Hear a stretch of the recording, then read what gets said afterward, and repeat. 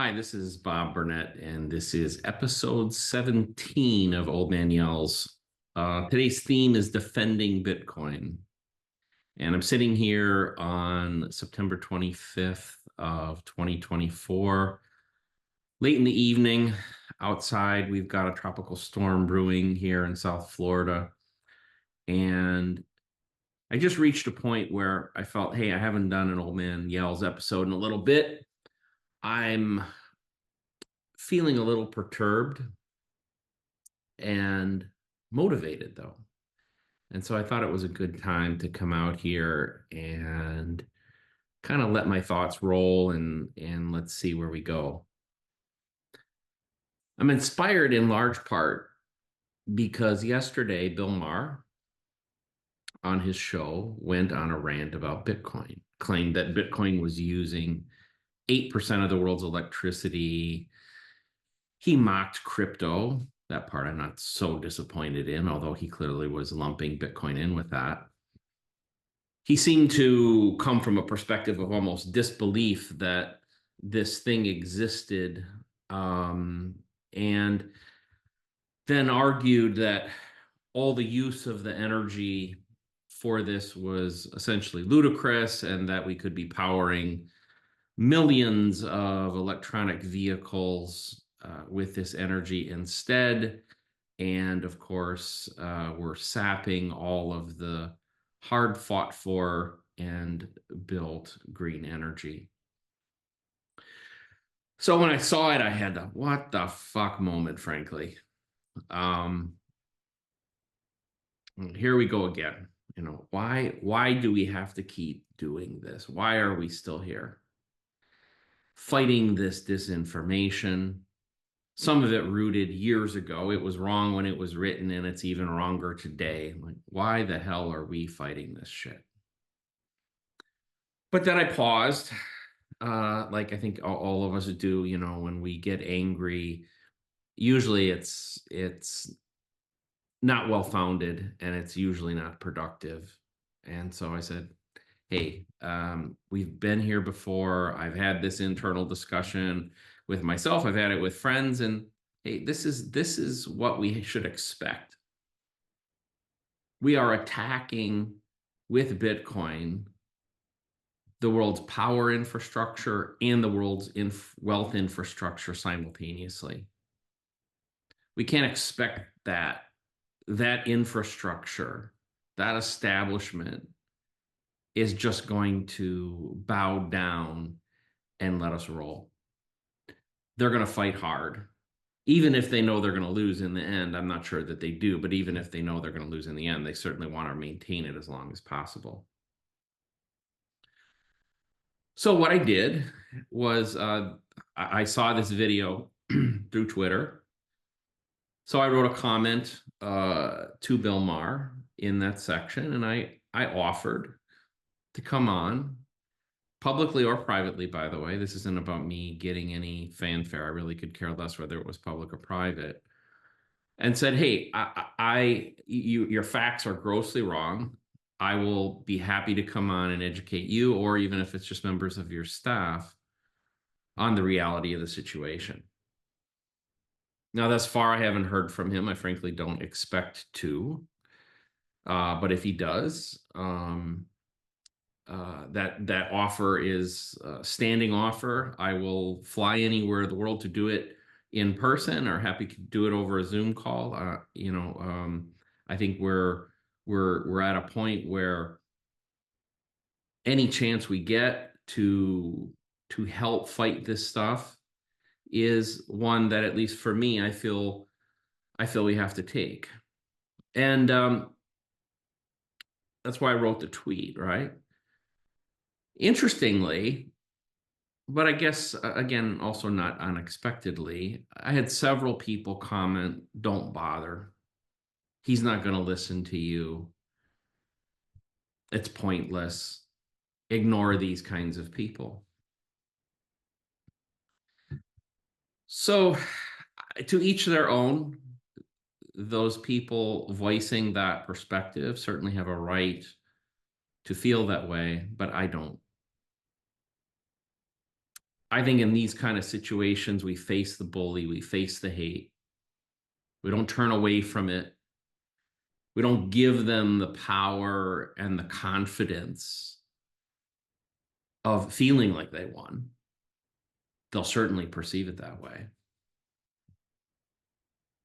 And the more you do that, by the way, the more they're going to hit you with this 1984 style disinformation, doublespeak, and lies. So I say push back, you know, let them know that we hear them. And as I did, give them a chance for a peaceful discourse and respectful discourse. If you do that and they ignore you and they don't participate, at least you've tried to do the right thing for yourself. I can sleep at night knowing that. That's how I feel. And secondly, even if they don't respond, they know that you're not taking it. And I think that's very, very important. You can't let the bully you. You got to at least let him know that if the bully's going to hit you, he's going to get hit back.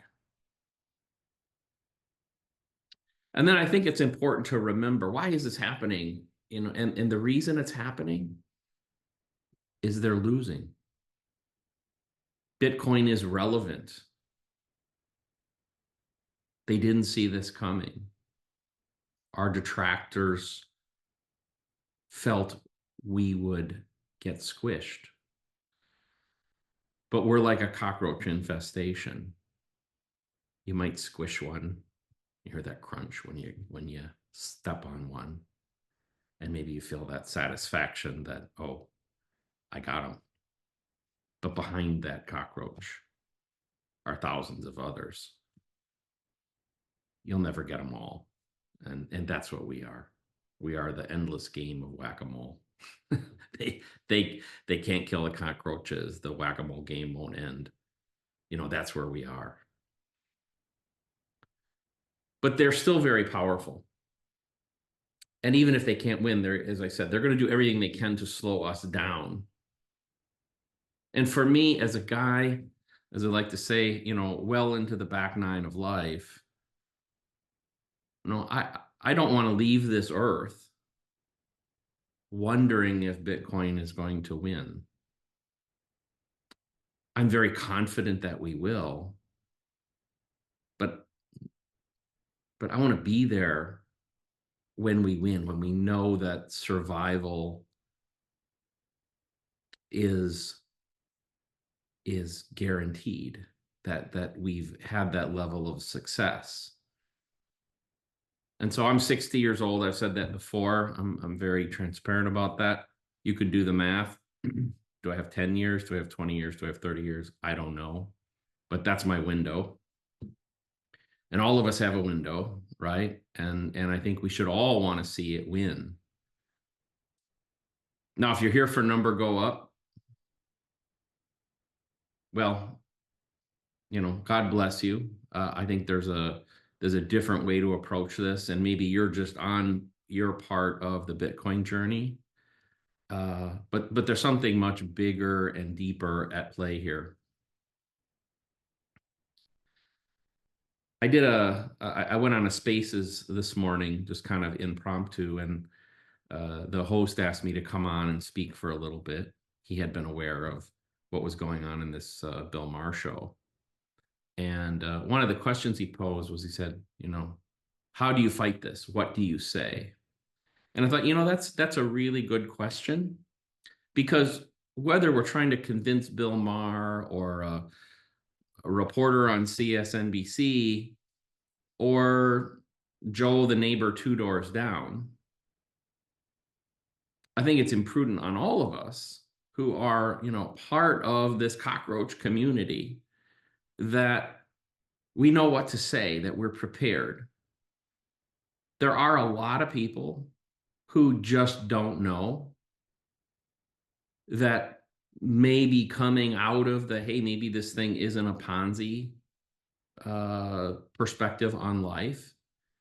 and or on Bitcoin, I should say, that Bitcoin's not a Ponzi, and they're opening up a little bit, but they hear these things. And by the way, another reason this Bill Maher thing is so important is I went to his YouTube channel, and some of his videos have 1.5 million views.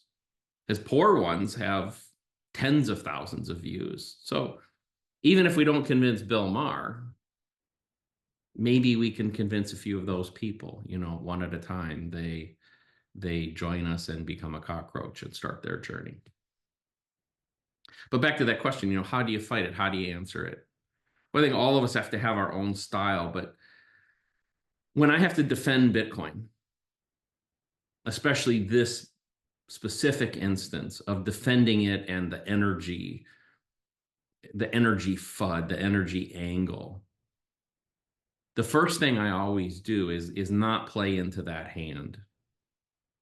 In fact, I have as a kind of a three-pronged response to the question, and we'll go into each of them. But the first part is I declare the mission of Bitcoin. So before we even talk anything about energy, I declare the mission of Bitcoin. The second thing I do is I dispel the FUD and the lies. And then the third thing I do is sell the benefit. Okay, so it's really a three-pronged strategy. The mission, fight the FUD, sell the benefits. Okay, so if you're out there and this situation presents itself, maybe that can help you. And let's dig into each of those three just a little bit. So, what's the mission? Well, for me, I believe the number one problem in the world is a broken and unjust monetary system that transacts in a form of money being debased to infinity. I know that's a little bit of a mouthful, but I think if you're listening to this podcast, you probably get it. The monetary system doesn't work, and the dollar and all the fiat currencies of the world don't work. They serve a master other than you and me. They serve a very elite group of bankers and elite nations and elite individuals, and the rest of us all suffer. And at least for me, as bad as that is, I believe almost every other major issue in the world, whether it's financial or it's social or even if it's environmental, are rooted in a major way in that very problem. Fix that problem, we fix a whole bunch of the stuff. As Larry Lepard and Marty Ben have said, fix the money, fix the world. They're right. Second thing, so that's the sell the mission part. The second part, dispel the FUD. Well, if we use this particular one, they say we use 8% of the world's electricity to mine the Bitcoin, to mine the network. That's just untrue. The real number is 0.5%. It's a very easy number, by the way, to calculate. It will change with time, but let me just give you the math quickly. Okay. The world consumes, according to Statistica, about 27,000 terawatt hours of electricity annually. The Bitcoin network consumes between 160 and 180. Now, that's my calculation, but I'm going to give it to you real easily. You can do this math yourself. The current global hash rate is about 640 exahashes. The midpoint of machines in use right now is between 104 and 110 terahashes per second. You divide the 640 exahashes per second by a number between 104 and 110, and you will get approximately 6 million machines, servers in the world running in the Bitcoin network. A typical machine consumes about 3.2 kilowatts. If you multiply that times 6 million, you'll get something in the neighborhood of 180 terahash hours annually. Okay. It's very simple. And that comes out to the 0.5%. It is, by the way, difficult for the network to grow. You may see it growing in exahashes, but it's not growing in energy consumption at nearly the same rate. That's Moore's law, right? So as old machines come out, new machines come into the same spot, often at maybe the same power consumption, but 3 times the hashing power. We're kind of in that replacement cycle right now where we might be seeing like an S19, which is at 90 terahashes or 86 terahashes come out, and an S21 and 220 or 200 or something like that comes in. So you can see that math is occurring. So the actual growth and consumption of new energy is dramatically lower than the growth in the hash rate. Okay. So that FUD needs to go away. 0.5% is the number. In the next few years, you won't see that change dramatically. It's not going to leap to even 1% or probably even 0.75%. It's going to stay pretty fixed in that range. And the final part, so that's fight the FUD. The final part is sell the benefit. Okay. 3 big benefits. Now we get into kind of some of the stuff. I think that people often start with this part that I'm going to say, but I think they need to finish with it. So first, it provides grid stability, right? A lot of the Bitcoin mining is still done on grid.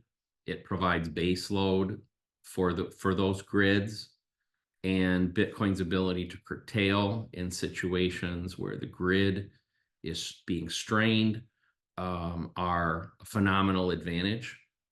So that's one kind of subpart of the benefit. The second is it primarily uses stranded and excess energy. So Bitcoin only operates with that energy that is really at the very low end of the cost structure. And that might sound funny, like, well, isn't it's taking all the cheap energy and leaving the expensive energy for other people? No, what it's doing is it's using the energy that otherwise typically doesn't even have a customer and providing a revenue stream for the power provider that wouldn't otherwise exist. Therefore, it is actually improving the economic situation of the power providers and helping them have the opportunity to lower costs for everybody. The third kind of sub-bullet of this is the development of new energy. So because of Bitcoin being able to consume energy directly at the source, it means that energy that's available in a very, for instance, remote area can be produced and consumed right on site. For us at Barefoot, we're not the biggest mining organization in the world by any stretch, but just as examples, we have rehabilitated a defunct and dilapidated hydroelectric facility in rural South Carolina. If we hadn't done that and used all that energy to mine Bitcoin, it would be doing nothing but continuing to rot. We've worked with a greenhouse grower in northern Florida who uses Bitcoin mining equipment in combination with a solar farm attached to his grow operation. And we use the output of the Bitcoin mining, the heat, to keep the greenhouses warm and reduce the humidity. We are right now working on a project that will be located at a dairy farm, and we'll be using the excrement from the cows at the dairy farm to power generators and run Bitcoin mining operation inside the perimeter of a dairy farm. These are examples of things that won't happen if Bitcoin doesn't exist. It's only the economic incentive of Bitcoin that provides this. In fact, I think that's actually going to be the highest growth area in Bitcoin mining is going to be the development of those types of energy sources. And we'll probably do another show on that again in the not too distant future. So I think for all of us, including myself, sometimes we have to remember, hey, we're only 15 years into this. We're probably only in the last 4 or 5 years really found a place within the forefront of people's minds, and whether that's traditional media or social media or whatever. Before this, we really lived in kind of a cloistered enclave, and now we're breaking into the mainstream. There's a lot of people that haven't heard this. So, remember, we're only 15 years in. Remember who we are fighting and what we are threatening them with. And finally, remember, why are we fighting? To me, there is no more noble cause in the world than what we are doing to grow the Bitcoin network and spread this message. So it's up to each of us to decide to what degree we want to defend Bitcoin when it's threatened. But for me, I think it's maybe the most important thing I can do. And regardless of where you are in your journey, no matter what kind of reach you have out into the world, you have a reach. It's that it may be a neighbor 2 doors down or a person you're having coffee with, or it may be appearing on CSNBC or a show like that. But I think all of us, if we're serious Bitcoiners, if we really believe in this, we'll take that responsibility to defend Bitcoin seriously.